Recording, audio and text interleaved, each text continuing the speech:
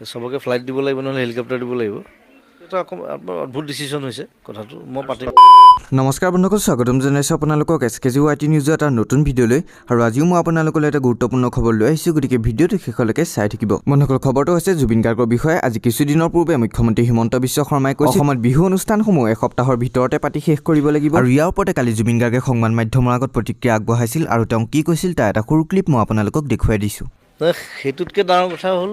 এসপ্তাহত গোটেই অসমত বিহু পাতিব নোৱাৰে সেইটো পচিবলি নহয় কোন কেনেকৈ ক'ত যাব গোৱালপাৰাটো গোৱালপাৰাৰ পৰা শিৱসাগৰ দৌৰ মাৰিব নোৱাৰে একে ৰাতিত সবকে ফ্লাইট দিব লাগিব নহ'লে হেলিকপ্টাৰ দিব লাগিব কথাটো সেইটো এটা অবান্তৰ এটা কথা সেইটো এসপ্তাহ তেনেকৈ বান্ধি দিলে নহয় কাৰণ এসপ্তাহত বিহু শেষ নহয় আৰু শেষ কৰিব নোৱাৰে আচলতে চবেই চবৰ জেগাত পাতিব বিচাৰে বিহু এখন সৰুকৈ হ'লেও ডাঙৰকৈ হ'লেও যেনেকৈ নহওক সেইমতে টাইম লিমিট লৈ সেইমতে সেই সময় সুবিধা মিলাই পেলাইহে পাতে চবে এইটো এটা